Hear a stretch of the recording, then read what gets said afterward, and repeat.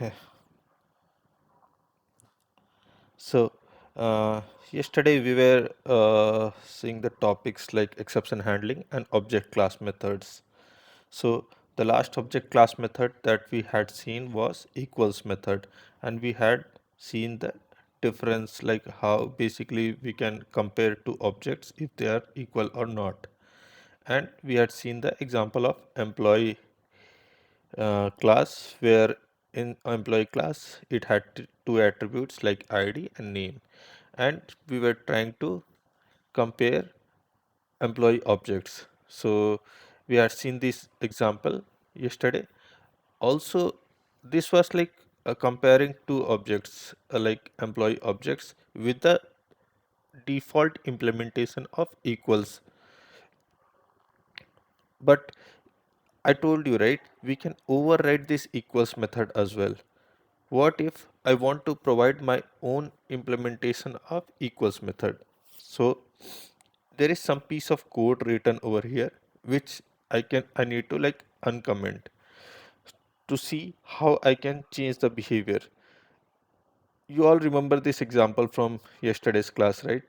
So we had an employee class which had two data members like ID and name, and then we had created one parameterized constructor for initializing the data members, and had two getter methods for getting the ID and getting the name. Now, in this test class, I basically created one of the employee objects, and it had a reference variable named even.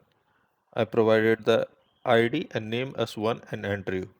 Then what I did was I assigned the same object reference to a new employee object reference. So E2 and E1 are basically pointing to the same object.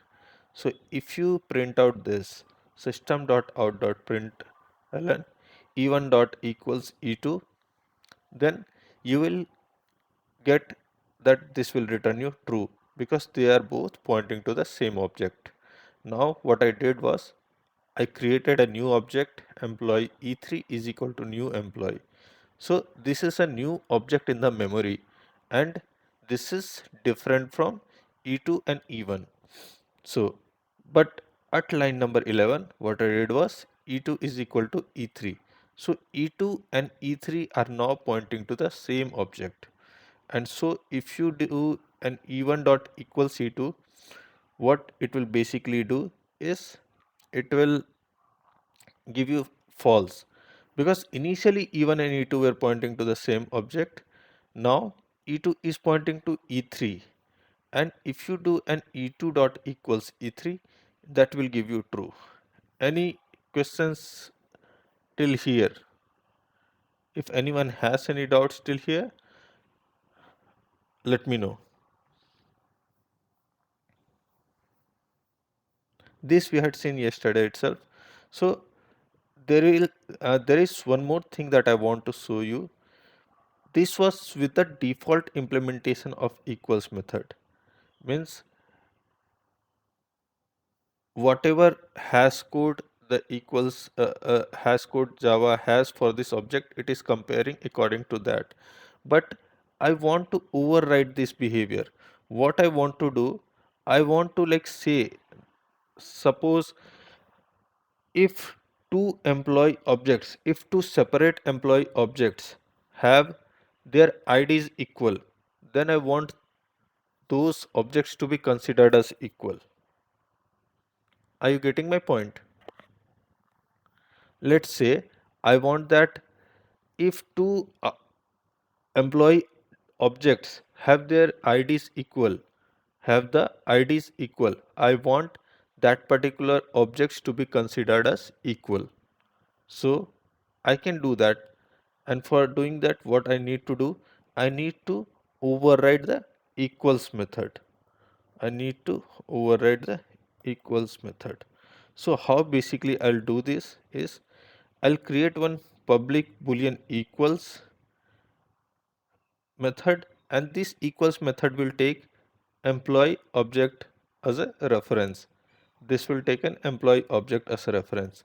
And what we'll basically do, we'll provide this implementation here. So we have this get id method, right? We have this get id method. So we will write down something like this: get id is equal to e dot get id. So from this object reference, we'll get the id e dot get id. If both these are equal, then we will return true. If these are not equal, then we'll return false. So what this means is,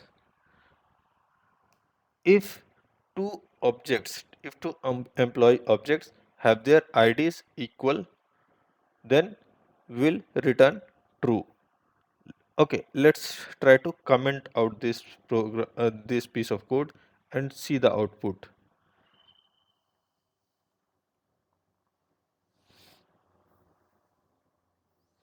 See, we are getting a true for this because E1 and E2 are pointing to the same object, and then we created an E3 and assigned E2 to E3, and now we are printing the same. So this will print me false, right? Why? Because E2 started pointing to E3, so this will return me false. And again, we'll check if E1 is equal to E3, this will return me false, and E2 dot equals E3.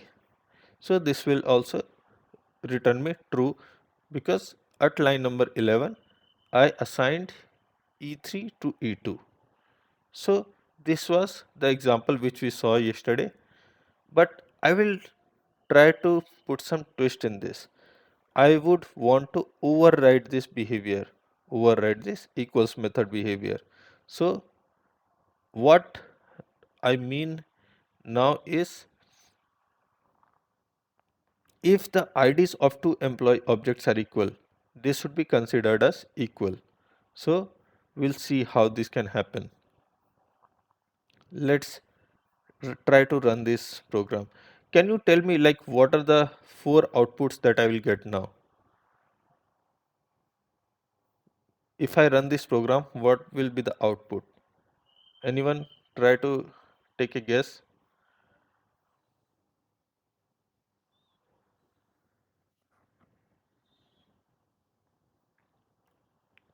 Since the IDs, since I'm making a comparison based upon the IDs of the employee objects, what would be the output of this program?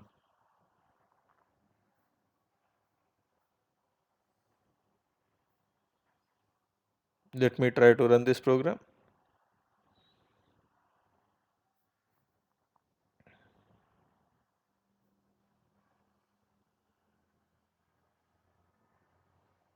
Okay, 1 second.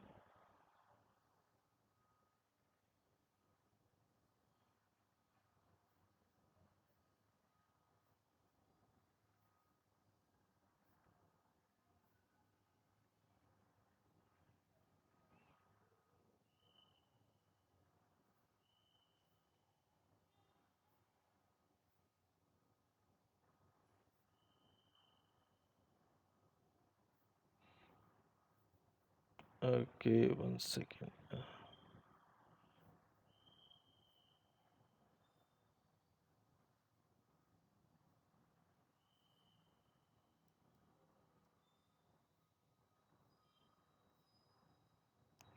Let me try to generate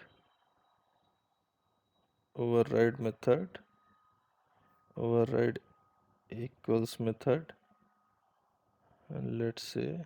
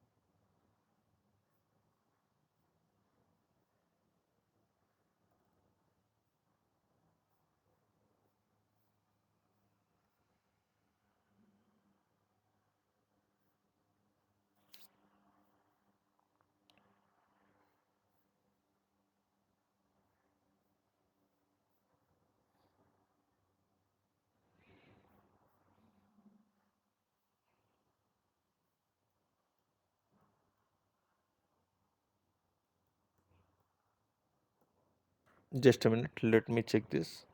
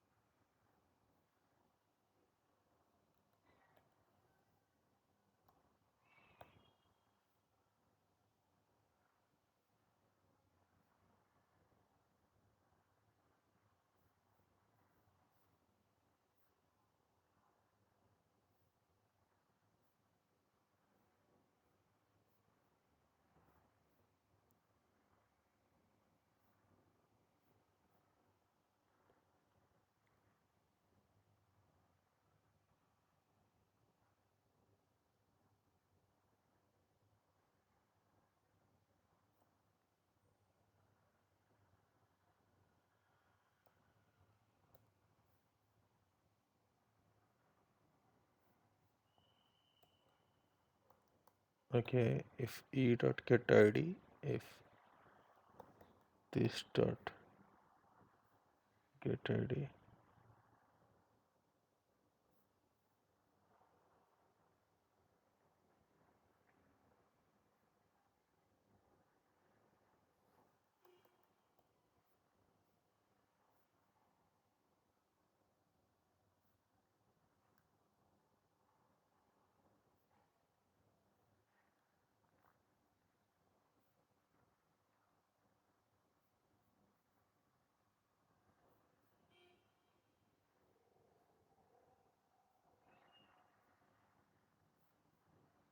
okay, let me try to take a different example. Just a minute.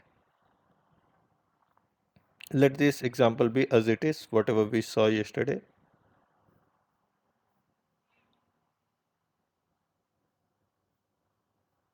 And I will create a new class.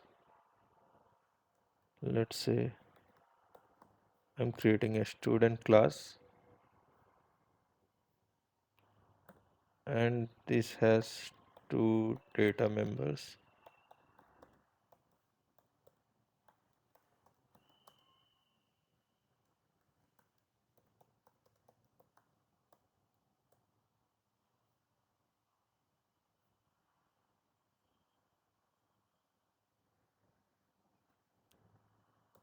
It has two data members as ID and name. And let me try to generate the constructor for this.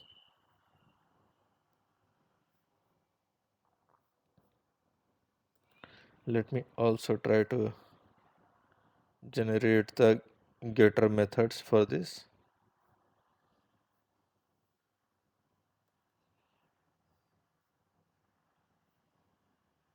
Let me also try to generate the equals method.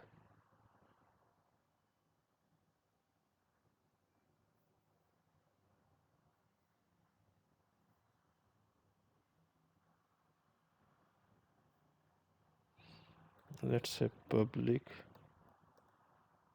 boolean equals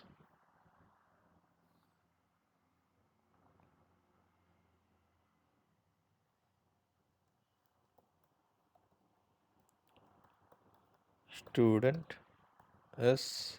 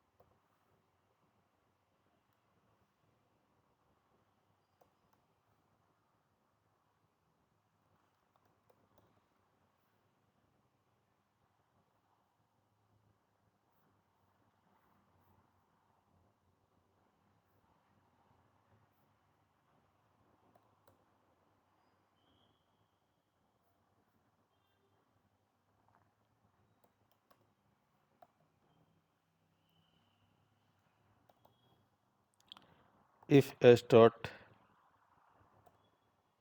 get id is equal to get id, we want to basically return true, else will return false.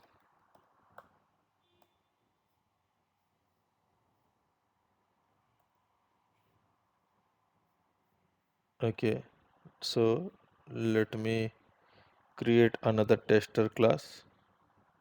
Let me name it as test. Let me create one main method,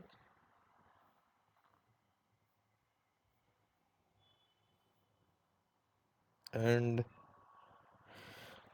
let me try to create employee object, student s equal to s1 is equal to new student. Let me try to pass some values.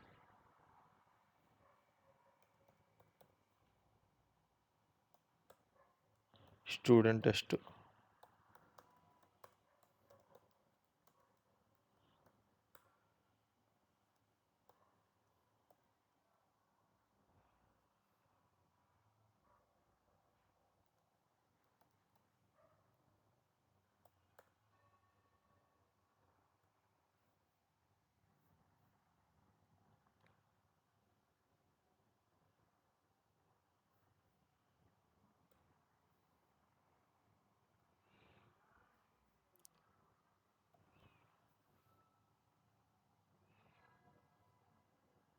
Let me try to compare these objects.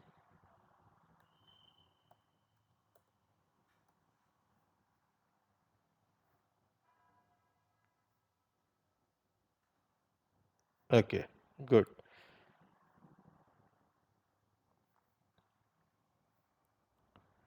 So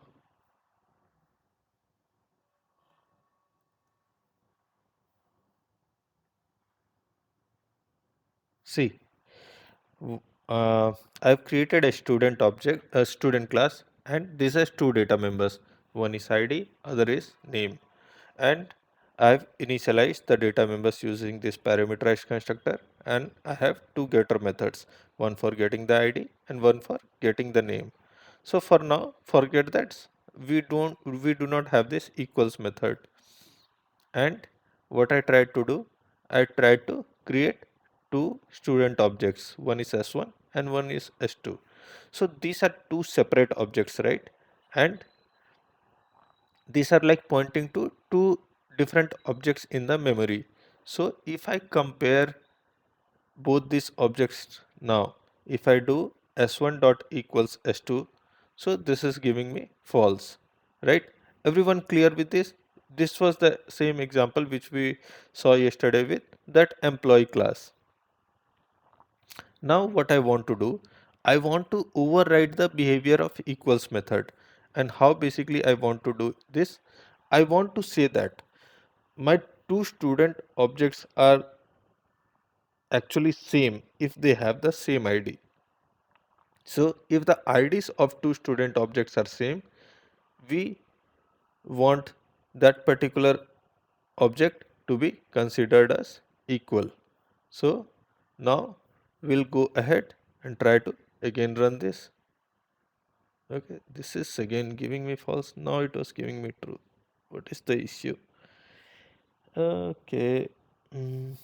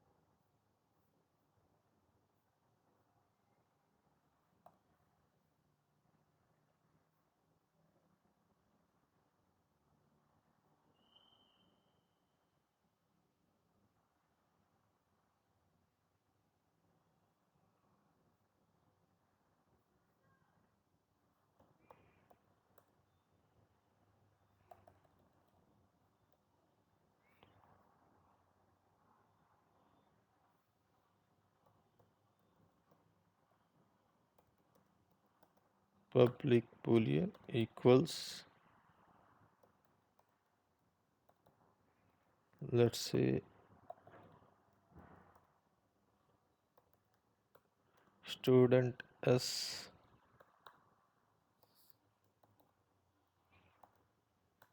if get id is equal to s dot get id, return true, else return false.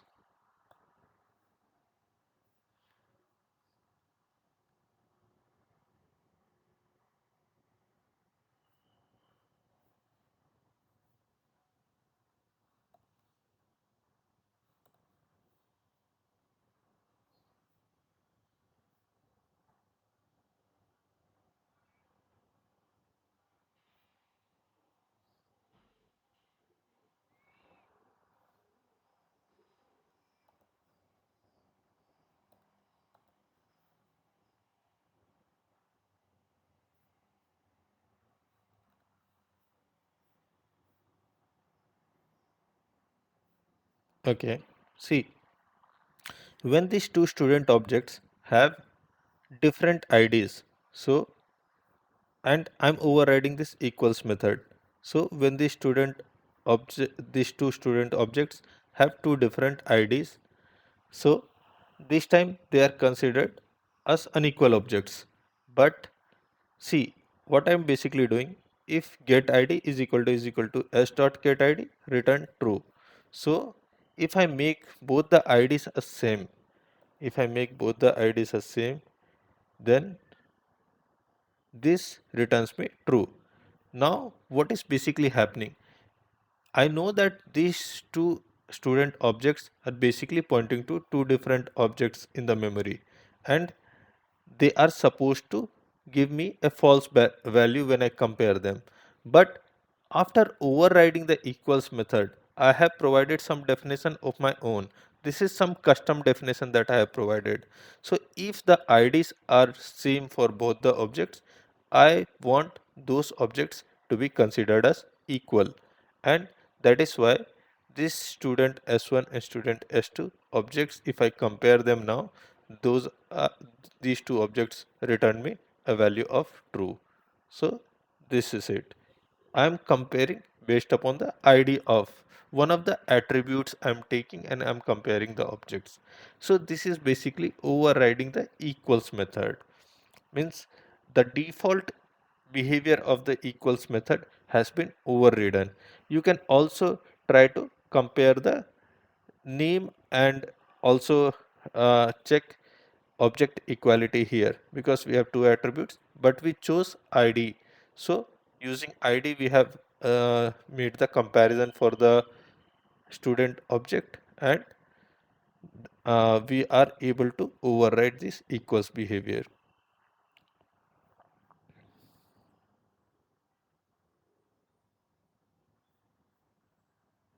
Okay, if I, so now TJ wants me to run it without the override method. So if I uncomment this, then it will provide me a value of false. So now we are running this with the overridden equals method, which is basically checking the objects based upon the ID, and that is why we are getting a value of true. If I uncomment this, this should return me false. If I uncomment this and try to run this, this will give me a value of false. So this is giving false as expected. So why it is giving me false is, now these two objects are basically pointing to different memories in the heap, and they are totally different objects. So even if the IDs are same, it doesn't matter because our equals method is not overridden. So that is why it will provide a value of false. Now if you override this equals method, uncomment this and again run this, then this will provide you a value of true. So this is how you can basically override a equals method. So this was about the equals method. We'll see some more object class methods. So this example we have seen, and we had also discussed a bit about the string class yesterday. So you have already known about the string data type. So when we were going through the data types, we had heavily used the string data type as well. So uh, in creating the classes while creating the data members, we have already seen the string class. Now I want you, I'll give some brief on the string class. So string classes are basically uh, string class is basically found in the java.lang package, and it provides functionality to work with strings that cannot change. So string is also called as immutable. So what immutable means is that cannot be changed. So once you create a string, that cannot be modified. So there are different classes for that. Java provides two different similar functionality classes which have their behavior similar to the string class, and those are string buffer and string builder. I'll show that demo as well. So string class is basically final in Java. So we know that whenever a class is final in Java, that is like immutable. What it means is final class cannot be overridden. You remember when we talked about inheritance, and when we talked about the use of final keyword. So whenever any class is marked as final, that class cannot be inherited, right? So final keyword basically had three usage, right? So if a class is marked as final, that class cannot be inherited. If a method is marked as final, that method cannot be overridden. And if a variable or a data member is marked as final, that particular data member has its value as constant. It cannot be changed. So Java has provided the default implementation of string as final. So string class is basically immutable. It cannot be modified. So let me take the example now. I'll show you some examples.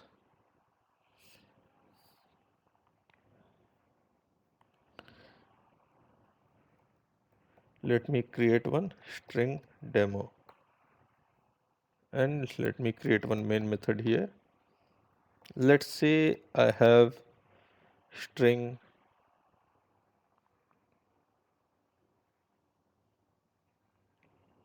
student.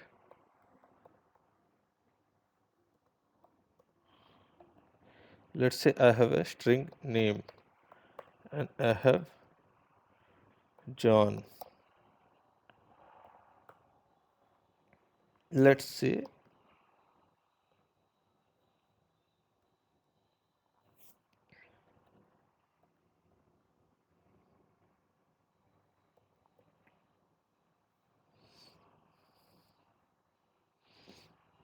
let me try to print out this name.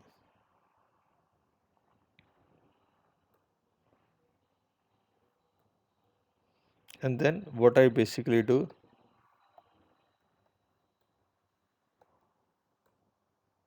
name plus, let's say I appended some John with some star star, simply like this. And again I print this name.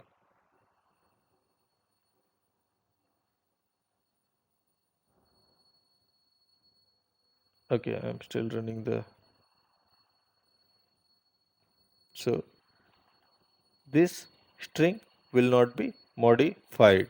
So now let's go ahead and make some edits to this. name is equal to Peter. See, now it is modified. Means we will have to reassign this. We will have to reassign this new value to this name. Otherwise, this cannot be modified. You got that? When we created this string literal, this is an example of string literal. String literal is basically a string constant or string literal, we can say.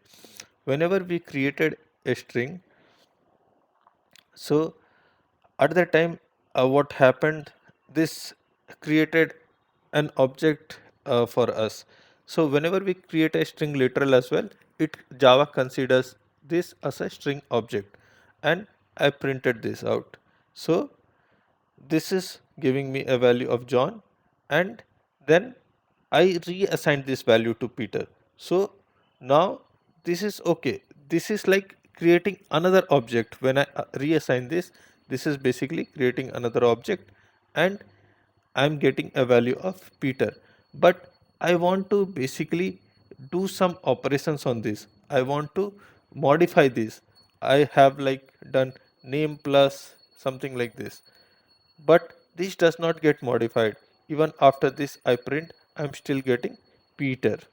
So for this functionality, whenever you want to basically modify your objects a lot, Java has provided us some different class, and that is basically string buffer and string builder. We will see how we can utilize that.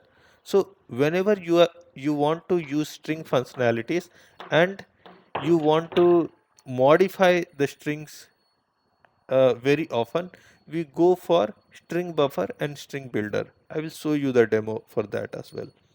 Okay, let's come to the slide. So we have seen this point. String class is final to maintain immutability, read only, and to provide performance benefit. The string class supports simple constructors. So public string constructs a new string with the value of an empty string. Okay, this is fine. Okay, these are some of the overridden constructors. Means string built-in classes have these constructors. So the most basic methods of string objects are length and caret. The length method returns the number of characters, and caret returns the character. Okay, we'll see some of the methods of the string.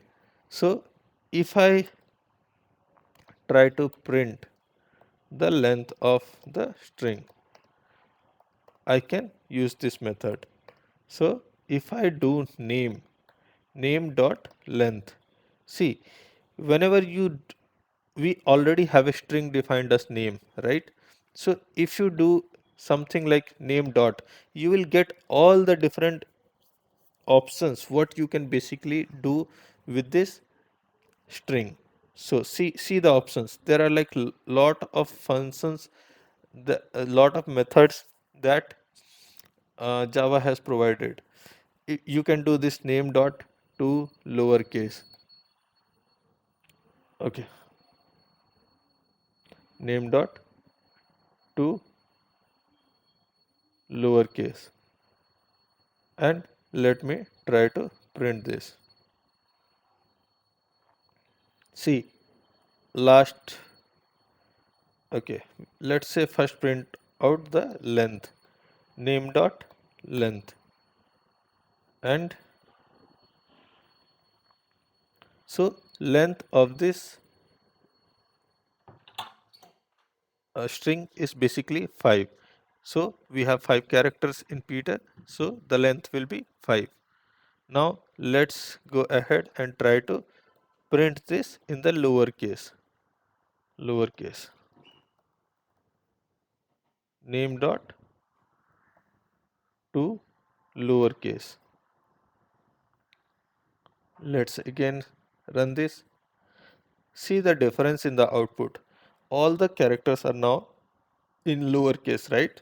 At the end, all the characters are in lowercase. So Let's again print name. See, this is what string immutability is. What I did here at line number 15, I changed the string to lowercase, name dot to lowercase.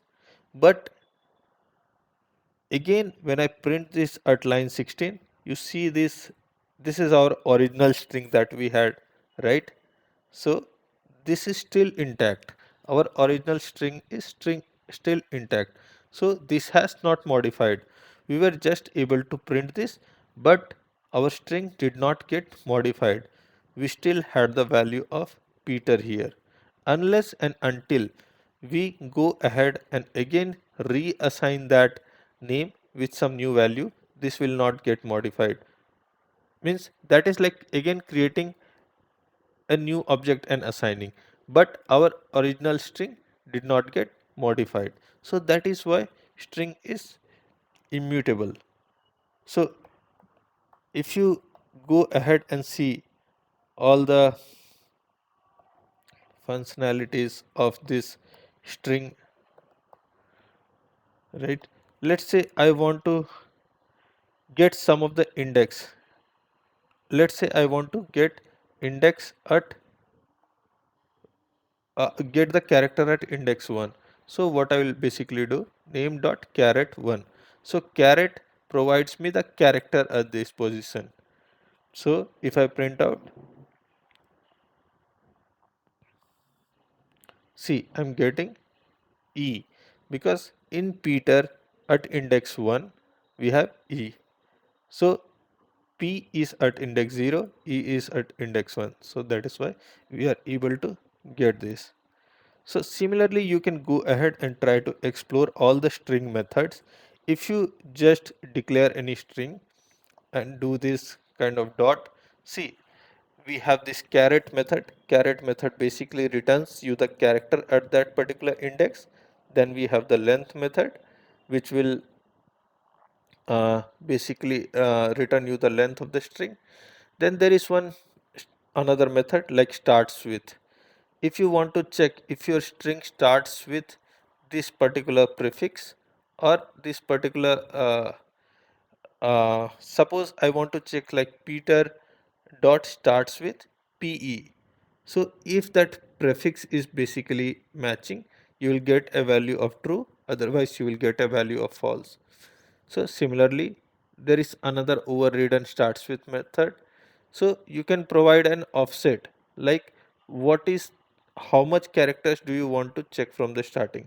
Let's say name dot starts with. I want to give something like this. Offset is 1. False. Okay. Let's provide the offset as 2.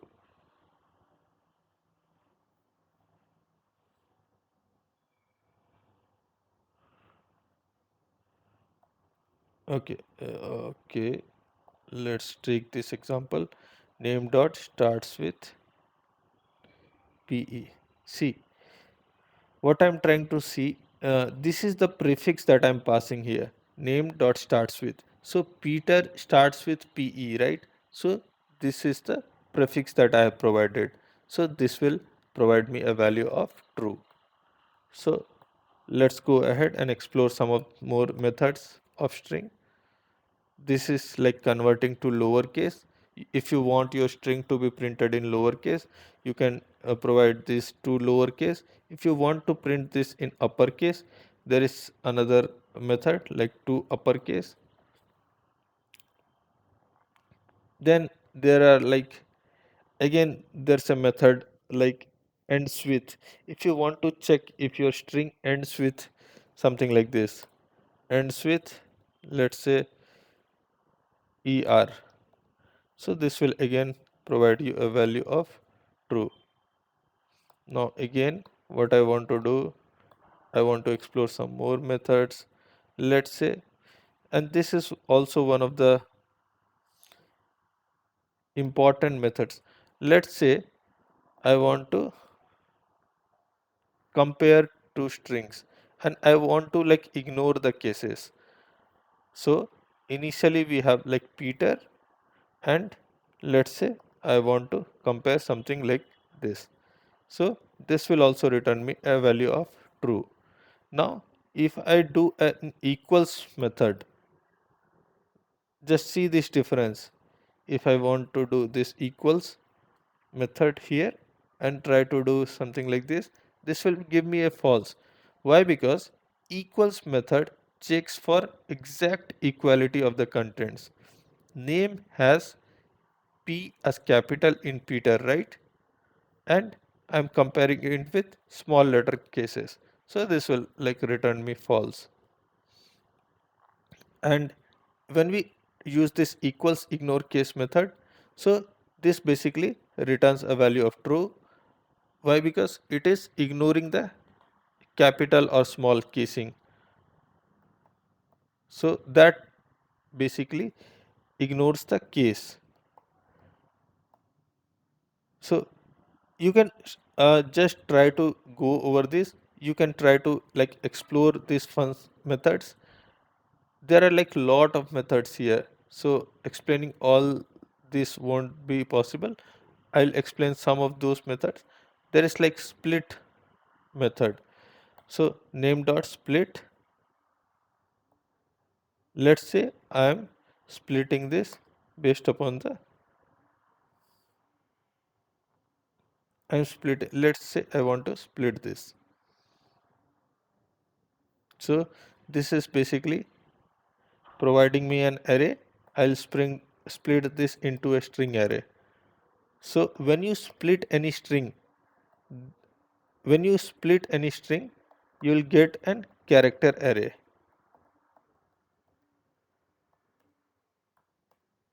Means string is basically a combination of characters, right? So when you split a string, then you'll get basically a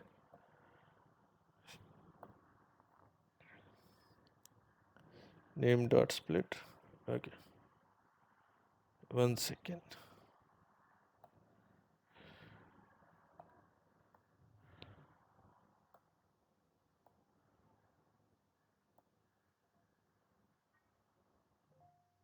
Required character provided string.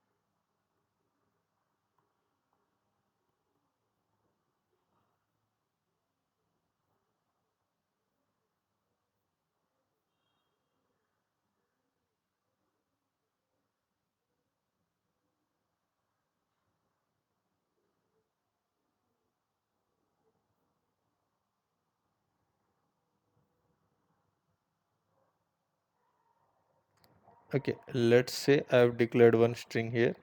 Let's say I've declared another string. Let's say,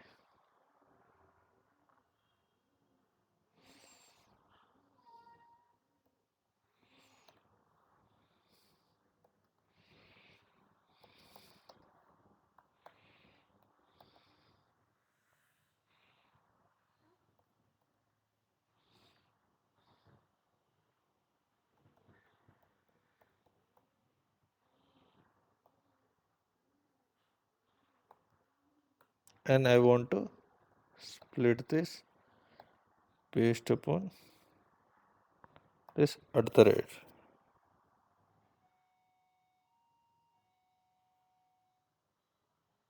And also let me provide some offset.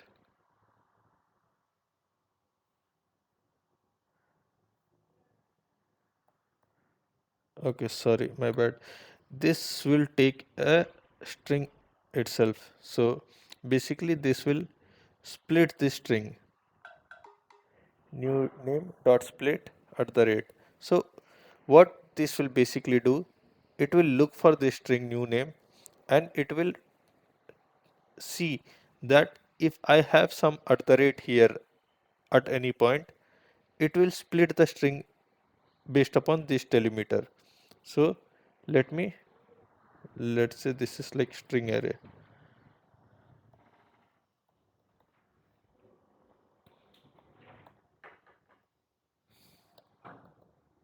Let's say I want to print what is at index 0 at what is at index 1.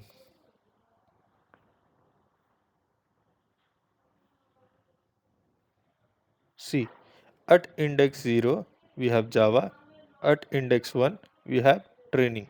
So what we basically did was we split this particular string based upon this delimiter. So before this delimiter this will be a string, and after this delimiter this will be a string. Similarly, you can choose to split different types of string. Suppose you have a sentence,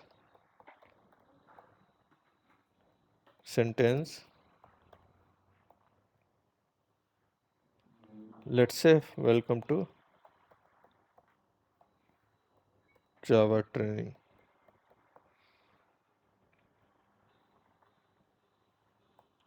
and I want to split this into words. I want to split all the strings, this particular string into words, different words. So what I will do, I'll take this sentence and I will split it based upon space. So see, between any two different words we have space. So what we'll basically do, we will split this based upon space. So this is one of the regular expressions which you need to pass. Like if you write double backslash s, so that means we are splitting based upon space. So let's go ahead and try to print. Okay, now that we have a string of words, what we'll basically do, we'll try to go ahead and use our for each loop method to print this. Let's say,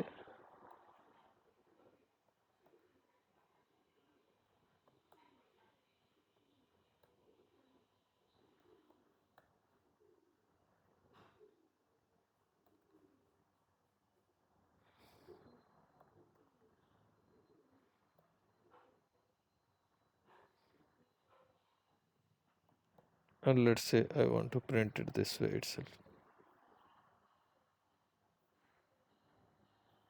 See, I'm able to get this output, right? Welcome to Java training. So I'm able to print different words here in this manner. So I was able to split the string based upon the space. So similarly, if you see, like there are like a lot of methods you can go and try to just explore this. When you do string dot, you will get to know like all the. So you can also use this index of method where you can like pass the index and whatever. uh,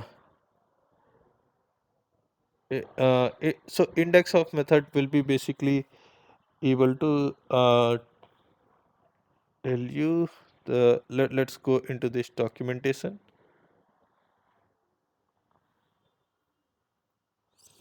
So index of will be basically returning you the position of the first occurrence of the specified character.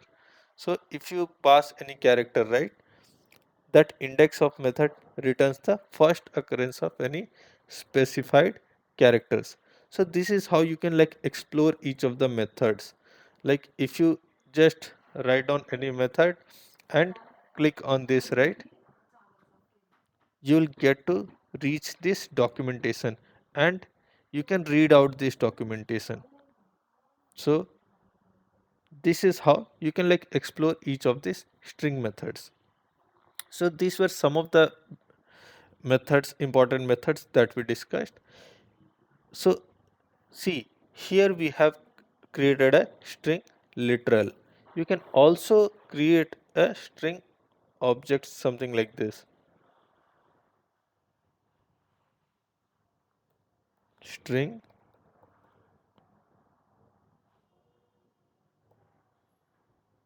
new string is equal to new string, and then you can choose to create an empty string, or you can choose to create something like this.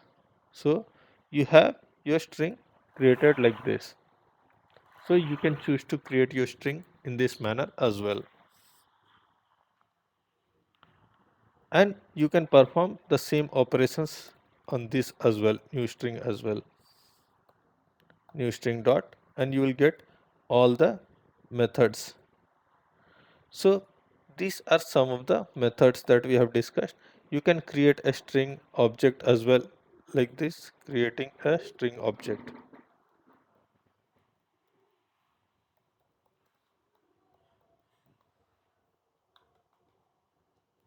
So these are some of the string methods and string functionalities that you can choose to explore.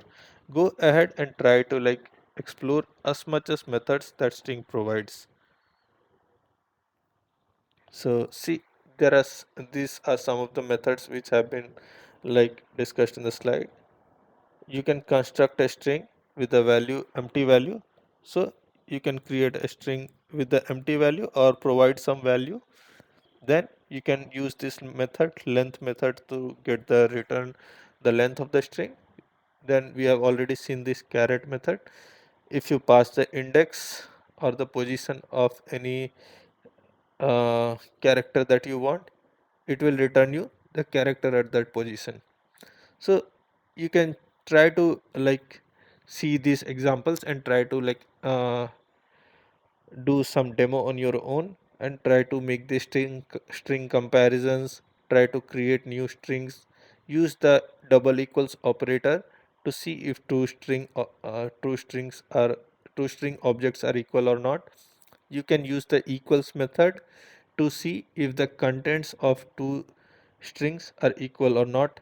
See, these are some of the methods that have been described here. These are some of the searching methods that have been described here. So try to use these methods and try to print out those, create new strings, try to explore as much as possible in all the methods of the string. Then there are more methods. We have seen this equals ignore case, right? This is basically comparing two strings and ignoring the case. So this is equals ignore case. Then we have compare to method. So it basically compares two strings. So string 1 dot compare to string 2. You can provide this. This method basically returns a value of -1, 0 or 1. So based upon if your first string is lexicographically smaller means uh, that is alphabetically. Suppose you can check two strings and get to know which of your string is basically alphabetically coming first. So it is used for that comparison. Then there are some methods like string replace. What you can basically do, you can try to replace some occurrences of some character, or you can choose to replace all the occurrences of that particular character in a string, and that will provide you a new string. So these are some of the methods. Split method we have already seen. Oh, okay, one more important method was substring. So if you go and try to create,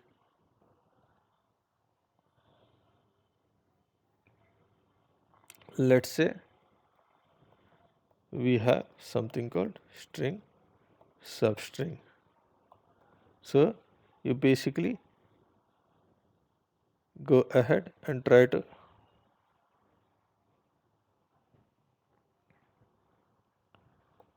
new string dot substring, and we want to do something like this and go ahead and try to print this substring. So see what this basically did. This started from index 5. So in your Java training, if you see J is at index 0, then A at 1, V at 2, A at 3, and at index 4 we have space, and then at index 5. So from index 5 until the end, this has created a new substring. So substring is basically a part of your string. So we are able to basically create a part of the string from the original string, and we are able to print it. See, substring training. So we are able to split this string into a substring. So this is also one of the important methods you will get to see. Then these are some of the methods that we already saw: uppercase, lowercase. Trim method is basically like trimming the spaces in the string. Suppose your string contains some spaces in the beginning of the string and at the end of the string. So you can use this method trim to actually return your string with removed spaces. So these are some of the methods. String value of string hash code. This basically returns a hash code for the string. So hash code is some kind of like address value or integer value that is provided for any Java object. So any Java object has a hash code, and hash code basically is an integer value that must be true if the same method is being called on the same object each time. So if I call a hash code method on a string, so it should return me the same value each time. So that means that two equal objects must always have their hash codes equal. So this is the condition of an hash code. So So we have seen that string class is immutable. So whenever we try to modify a string, that was not possible. So for that purpose, Java has provided another class which is string buffer class. So string buffer class is basically, it has like all the methods similar to string methods, and it has some different methods provided for mutability purpose. So you can basically try to modify a string uh, buffer as well. So let's go ahead and try to see this.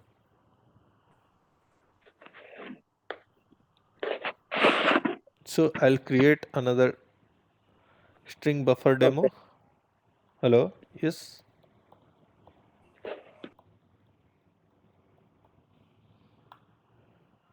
and I'll create a main method.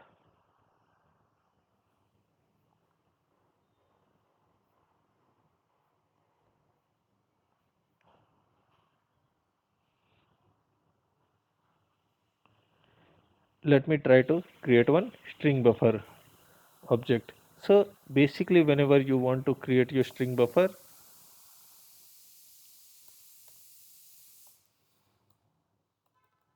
let's say string buffer string is equal to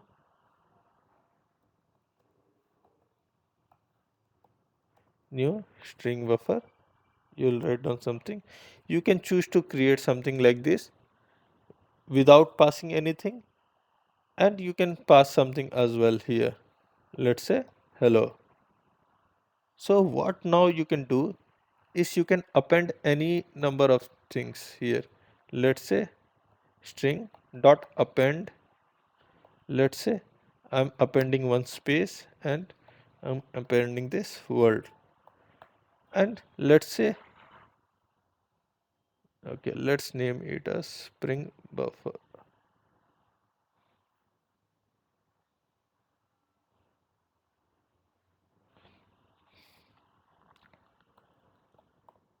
Let me try to run this. So see, initially we created a string buffer with the content just as hello, and we appended something after that, like this world. So if I print it now, okay, let me try to print this now.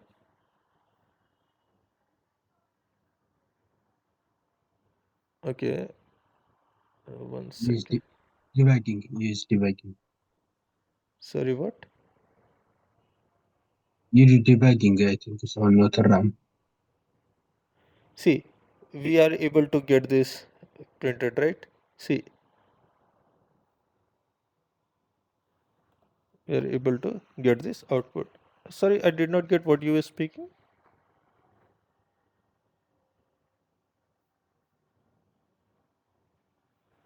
See, we were able to get this output, right? Hello world.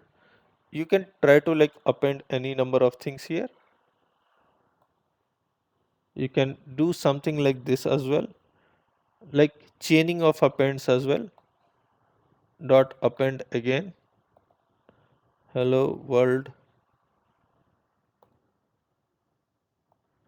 Then you can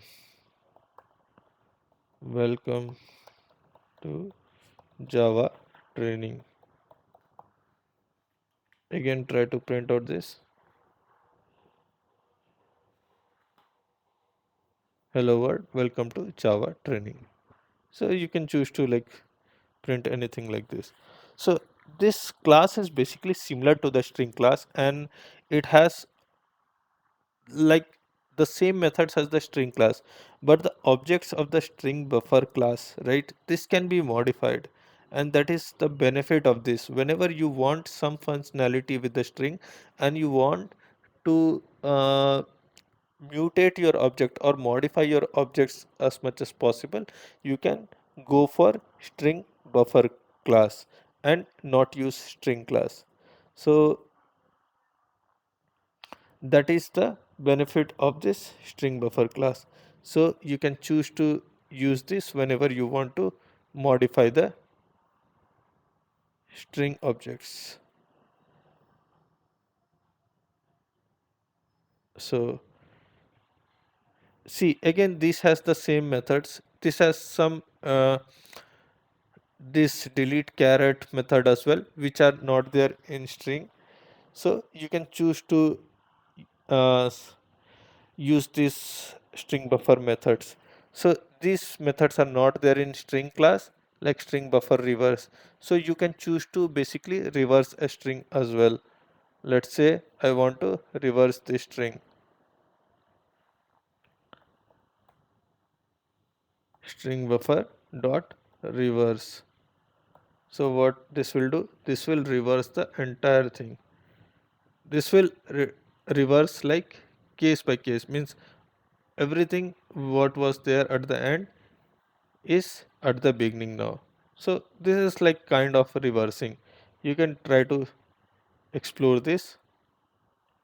So these are again these methods. These are the additional methods which are there in the slide.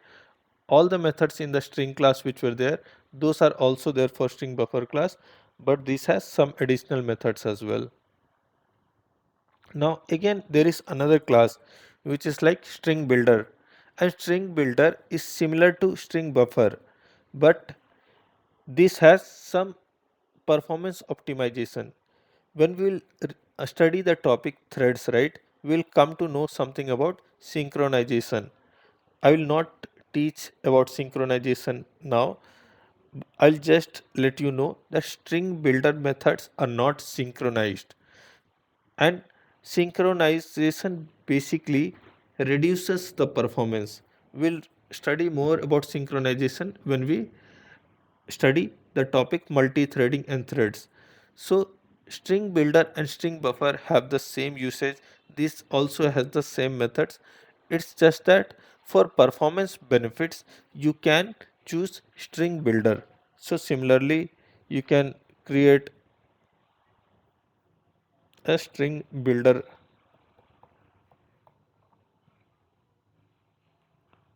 object as well.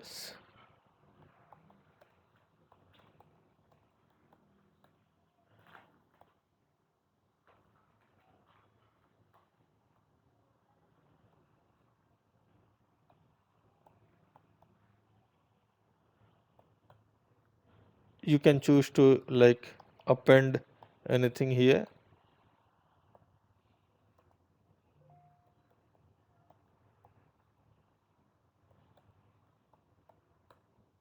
So this is like similar to your string buffer. It's just that the performance of the string builder is better than the performance of string buffer. So for performance reasons, sometimes string builder is chosen over string buffer. Why? Because string builder methods are not synchronized, and that improves the performance of string builder. So these are some of the examples of string buffer and string builder. So you can read through the slides and try to explore the methods as much as possible. I also showed you like how you can go ahead and try to check the the documentation, Java documentation. So you can choose to read those as well, and you can go through the slides and try to like explore as much as possible. Okay, let's see some of the different classes like wrapper classes and boxing. Everyone is fine with like extending for 10-15 minutes, or do you want me to discontinue for today?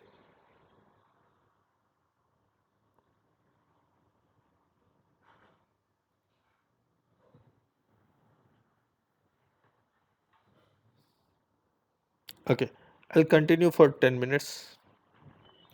So we have some wrapper classes in Java, and wrapper classes are basically, you have already seen like primitive data types, right?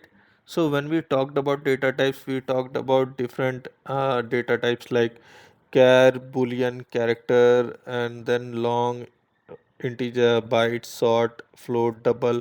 We talked about this primitive data types, and we when we were going through the module data types. Now there are some wrapper classes, and what these wrapper classes are, these classes are basically objects of the primitive types. So wrapper classes are basically objects of the primitive data types. So this is again extending from the object class. So we know that object class sits at the top of the hierarchy of all the classes. So these classes extend from the object class, and these are some of the wrapper classes. Like class is a wrapper class, boolean, number, character, void, long, integer.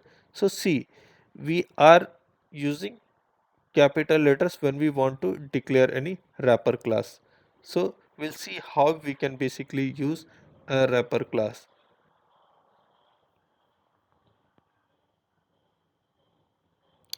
Let me try to go ahead and create a new package. So there won't be much of the examples in wrapper class. This is a small topic.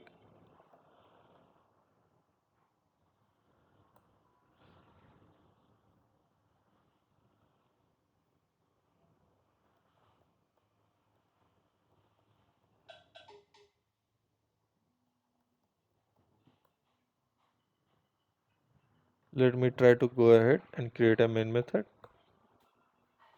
So we know that this is like we can declare some integer variable, something like this, if you want to declare, right?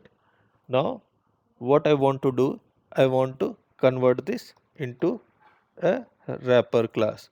Let me try to create an integer.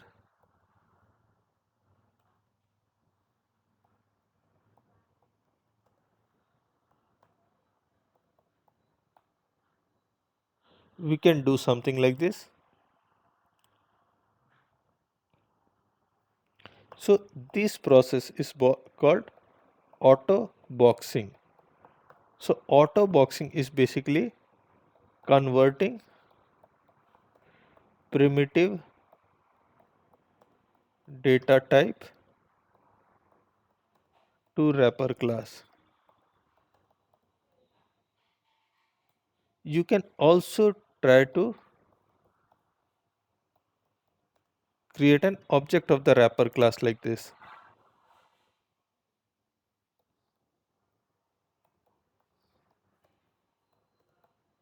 is equal to new integer and then pass some value. Let's say I'm passing some value here. So this is also how you can basically create a wrapper class. So similarly, you can create a wrapper class for float as well. Float, float value, let's say currency, new float, let's say 80F. So you can choose to create any different wrapper classes. And let's say I want to do something like this. Let's say I want to create a, so see what I'm basically doing. I am converting this wrapper class into a primitive type. So this is basically called unboxing, converting wrapper class to primitive data type.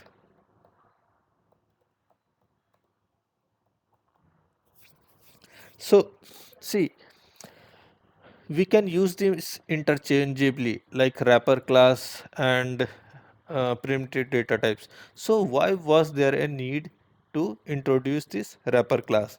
What is the basic usage that Java had to introduce this wrapper classes? So wrapper classes can basically handle your null values as well. Null values. So we can create initialize any wrapper class with a null value. See, if I want to initialize any primitive data type, let's say I have created one double value, double variable. Let's say I want to assign something like this. See, I started getting an error, right? I starting getting an error. Now, if I just try to create something like this, double value is equal to null. This is possible using wrapper classes. So wrapper classes can basically handle your null objects as well. So going forward, whenever you create any real-time project, so most of the time you will be using your wrapper classes. Why? Because in your projects you can expect some null values as well, right? So this wrapper classes will basically handle your null values as well. So it is because of this reason that these wrapper classes are very much important. And also when you study about collections framework, so collections framework basically when you use there are like different collection frameworks data structures that will go through. So they only accept wrapper classes. They do not accept integers or sorry, they do not accept any primitive data types. So that is why these wrapper classes are very important. Let's see through the slide. So any so we have seen this slide, right? So we had seen these data types as part of primitive data types module as well. So we can create the wrapper classes for all those, and this will be very much required because wrapper classes can handle null values, and these also have a lot of importance in your collection framework module. So wrapper classes are heavily used there. So that is why I needed to cover this. There's nothing much in great detail apart from the unboxing and auto boxing. Means you can convert a primitive data type to a wrapper class, and you can convert your wrapper class object to a primitive data type. So that is basically auto boxing and unboxing. So this was about wrapper classes. Then we have some utility classes. And by utility classes, I mean that these utility classes like calendar class, date class, and scanner class. So date class is basically used to get the date in Java, and calendar class is also used to do the same. Let me show you some of the demos of this calendar class. And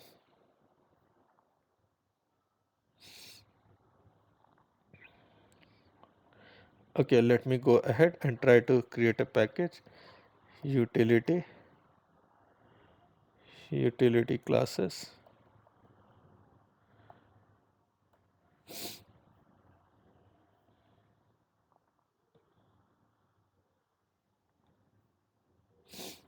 I will show you the demo of calendar class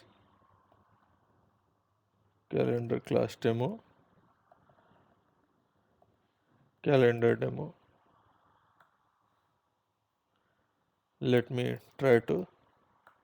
So while creating the projects, you might have some requirement to deal with dates, and you might have some requirement to deal with the date, month, or day of that particular.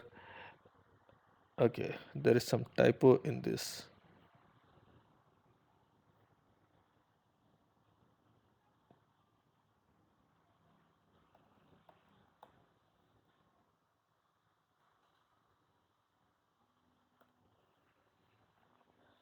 Okay, so you might need to deal with dates or months or years, and you might need to like modify those if required. So there is some library that Java provides, like the calendar class.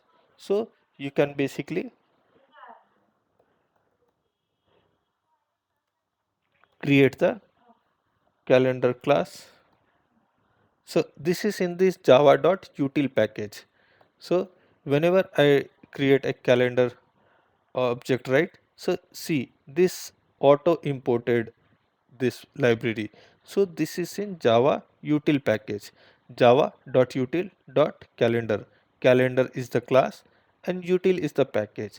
So this util package basically contains this kind of utility classes. So let me try to go ahead, and this calendar has some methods already. So calendar dot get instance. If I do something like this and try to print out current date,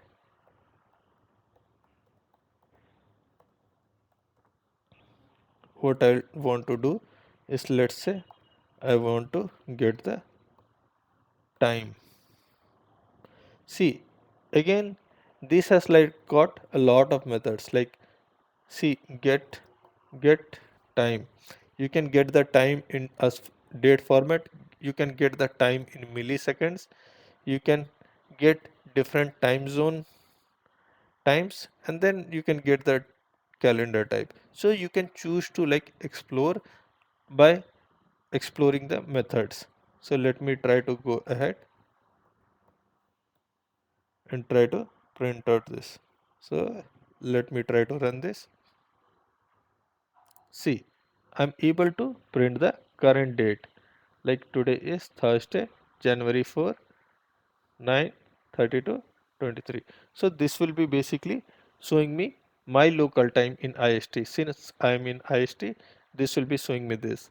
If you try to run this, it will show your local time. So for you, it might be like January 3rd and your local time, like 10 uh, 45 or something like that. So you will get your local time. So this is one of the calendar methods. Now you can do some operations on this, like you can choose to. seed dot get.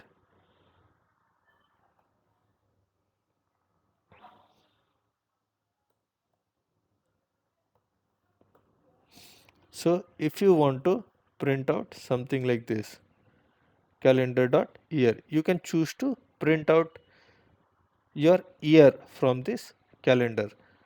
So you can do something like c dot get, and then there is like some of the static fields that you need to pass, like calendar dot year. This will basically give you the year.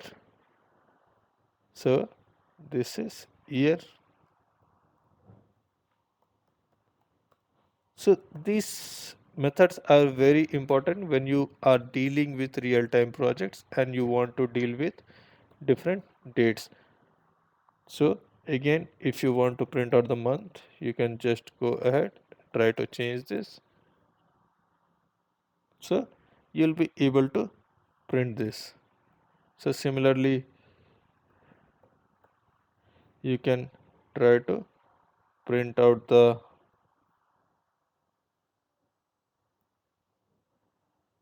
let's say,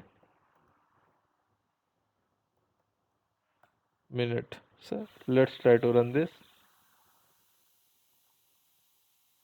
Year is 2024, month is 0. So the index of the month will start from 0, not 1. So if it is January, it will be 0. If it is Feb, it will be 1. And if it is December, it will be like 11. And see, it's giving you the current minute. So whatever is the minute currently, we are able to get it like this. So this is these are some of the methods of this calendar classes. And you can also do some operations. Suppose you want to add some dates, means you want to modify this c dot add. Suppose I want to add calendar dot date and I want to add 10 days ahead. Now what I'm basically doing, let me print out again c.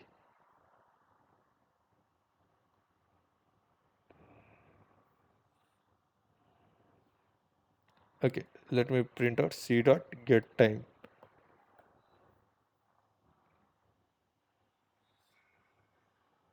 See, today is 4th January. When I added 10 days, so calendar dot date, I wanted to add 10 days ahead. So it showed me this date, right? January 14th, and the timestamp was like this.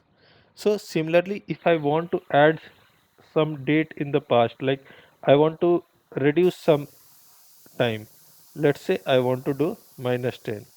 So from this date, January 14, again it will give me the previous dates.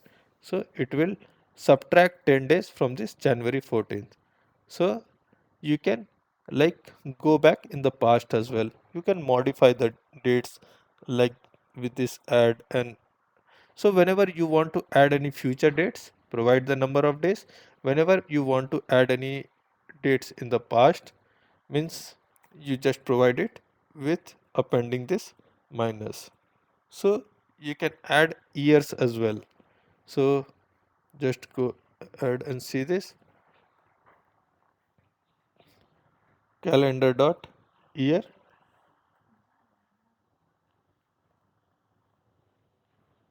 Year. So if I print this now, this will print me an year of 2025. So this is basically giving me the timestamp of 2025, right? So these are some of the calendar class methods that you can choose to explore. So similarly, we have some different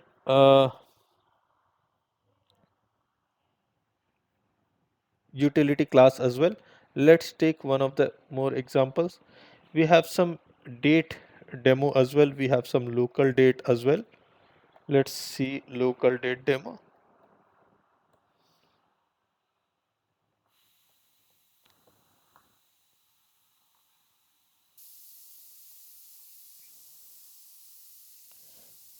So this local date class was also introduced as part of utility class, and this also has like lot of importance. So this also does similar time, a similar kind of things that your calendar class does. It deals with dates, time, years. So this you can choose to use this as well. So this is like local date. Okay, okay. Local date, time, dot now. So if you do this, you'll get the current local date time. And also if you want to like modify some date formatter, if you want to like print the date in suppose mmddYY format, you can set some date time formatter as well. I know that this would be like a lot of syntaxes for you for now, means these are, but these are just some kind of libraries that you can try to like explore. Let's say I want to format this now, date time formatter dot let's say of pattern, and let's say I am providing some pattern here. I want to print the date in, let's say, mmdd YYYY. Let's say I want to print this local date.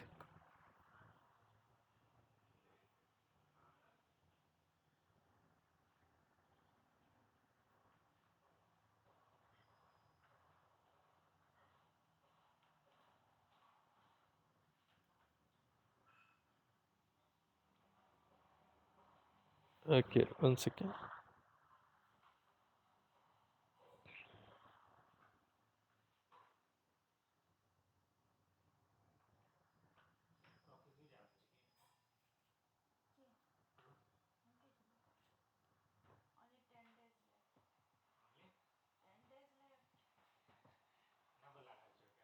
Okay, date time formatter. We will need to use this format method as well here.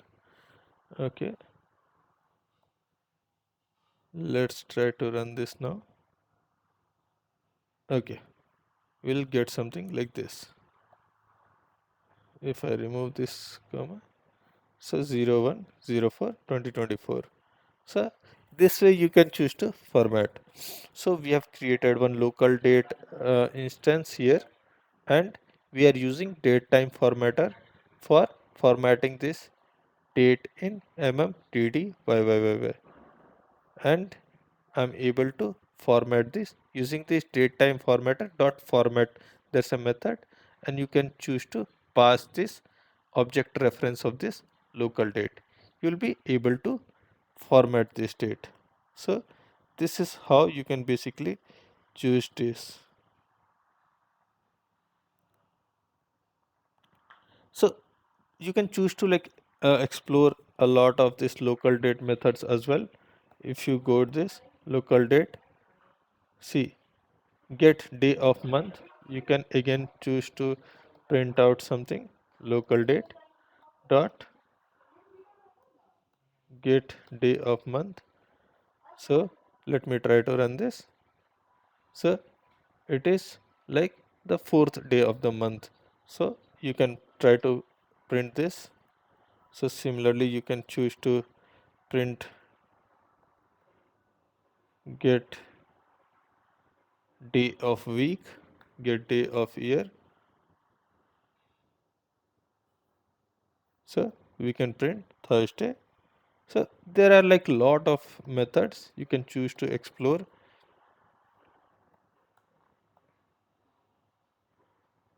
You can get the hour, you can get the minute, you can get long, what is the current year, current second.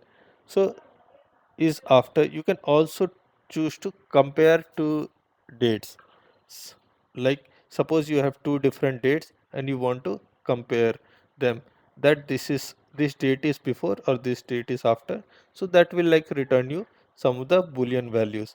So try to explore these things. There are like lot of methods. If you want to add some days, right, local date dot plus days, let's say I want to add 10 days. So let me try to go ahead and print this. See, it added some days, right? And it, you are seeing this particular date, right? So today is 4th. It is showing 2024, that is the year, 01, that is the month, and 14, like 4 plus 10. So similarly, you can choose ahead to add some days here.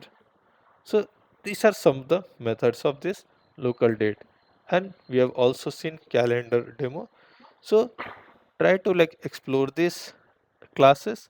This will be like helpful in dealing with your uh, date related things. So this is about the utility class. We'll cover one more utility class today, and that is scanner demo.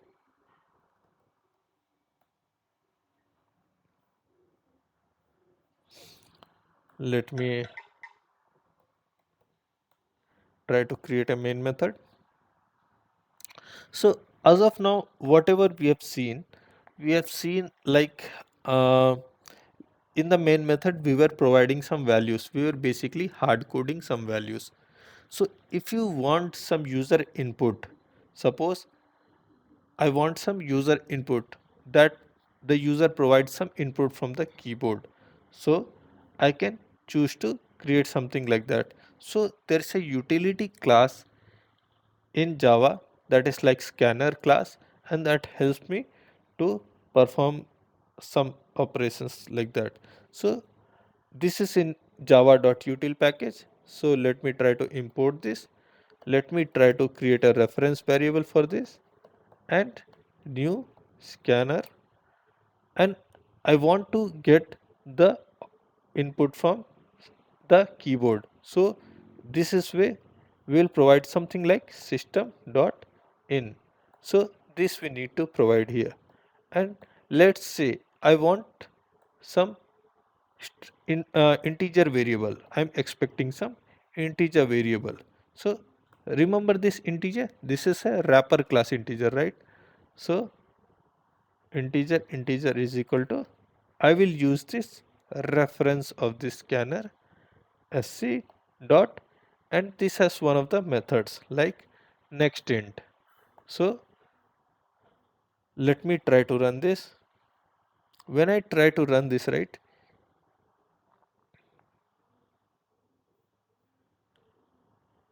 you see, okay, let me try to print out this as well. Number entered is equal to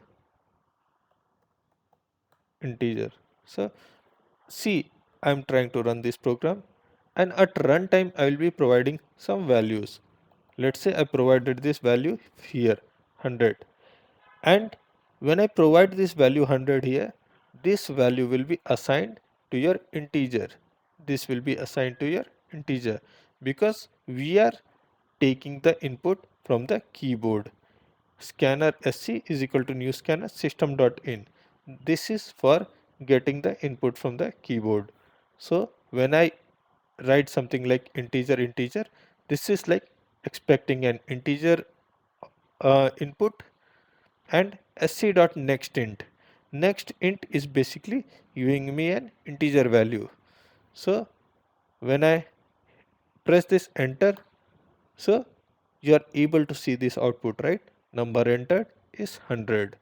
So similarly, we can choose to get input from the keyboard as sc dot next. So when I do this sc dot next, I can take a string as I can take a string out input. So string entered. Are you able to follow this or not?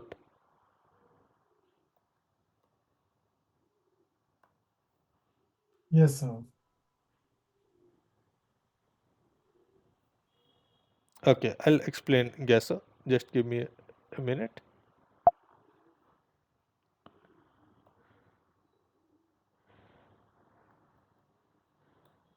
So,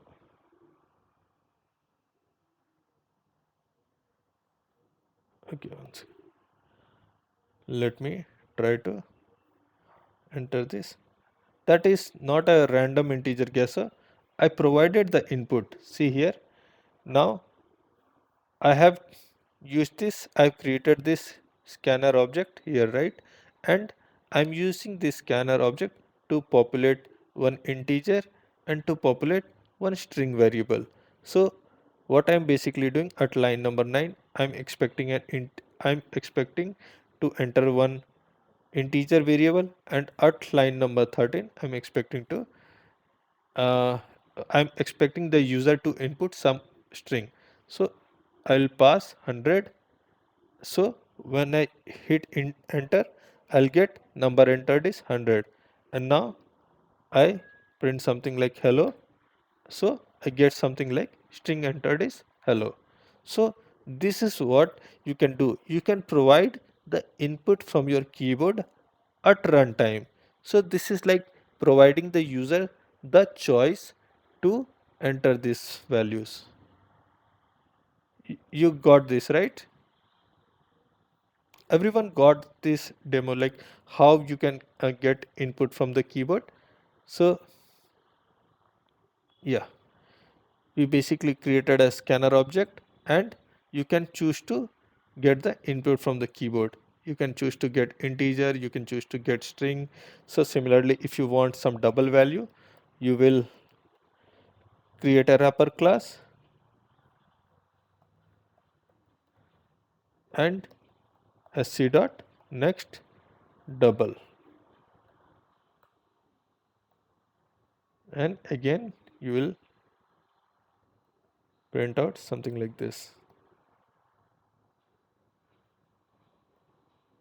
double value entered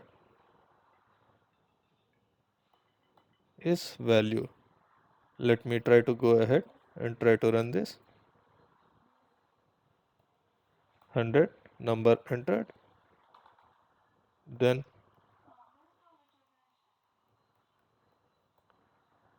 okay, okay, I'll see, we got some error here. I'll tell you what. When I do this string str is equal to string sc dot next, right? I'm expecting just a single word of string. So that's why I got it. I got this error. Now, if I want if I want continuous words, like if I want many words of a string, I can use a next line. Now let me try to again run this. So, okay, let me try to pass 100 number and okay, one second.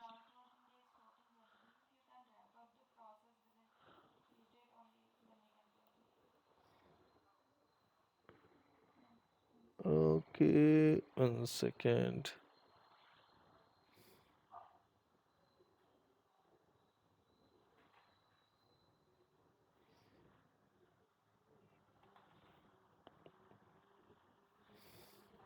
Okay, let me see.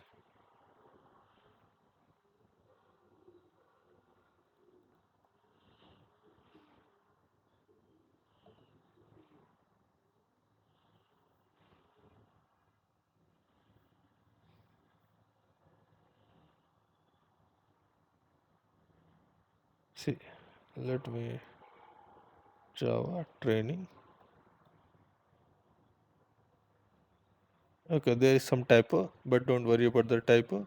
Then I'll pass some string. Then I'll pass some, let's say 20.5 double value entered. So this way you can choose to pass your input from the string. So this is basically passing values at runtime. So you can choose to use this scanner Whenever you want the user to provide some choice of values, you can try to use this utility class. So today we have gone through a lot of small topics. So we went through calendar utility class, we went through local date demo class, and then we went through scanner demo class. So these were some of the utility classes: local date, calendar, and scanner. You can choose to you can go ahead and try to explore this. I will send out this demo to you as well. We also saw some of the wrapper class demo. This was an easy topic. We saw the topics like auto boxing and unboxing, how you can convert a primitive data type to a wrapper class, and how you can convert a wrapper class to primitive data type, and why is there a need of using wrapper classes. So basically wrapper classes can handle null values as well, and wrapper classes are heavily used in collection framework. So once we study collection framework, we will get to see a lot of the wrapper classes. Then we went ahead and saw some of the demos related to string class methods, string buffer methods, and string builder methods. So why we use string is basically string is immutable. Whenever we have a need that our data types are not modified, we can choose to use string, and whenever we want that we need to like modify the string objects very frequently, we can choose to uh, use string buffer, and we use string builder whenever we need performance optimization. So in that case you may choose to use string builder. What string builder has advantage over string buffer is that string builder methods are not synchronized. I will teach you about synchronization when I take the topic multi-threading. Then I will cover what synchronization is. But for now, understand that string builder methods are more optimized. They have performance benefits over string buffer methods. But most of the libraries, most of the methods that are there are similar to string builder. So we have covered this utility classes as well. You can go through the slides and try to explore as much methods. So I cannot cover like all the methods because the like any class has like hundred and thousands of there are like hundreds and 150s method in one of the classes, but I've taught you the important ones. Try to like explore the methods and try to like practice as much as possible. So this will be like very helpful for you when you create your real-time projects. So today's topic were very small topics. Each topics were quite small, but it was easy topics. And but just try to go through the demo. I'll send out this demo and YouTube recording by end of day today. Let me know if you have any questions, or we can wrap up the class for today.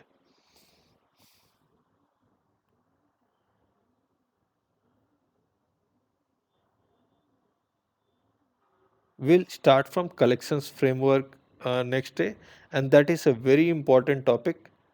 I would recommend everyone to join that class. Do not miss that class. Collections framework is a very important topic. So I'll stop the recording. Recording stopped.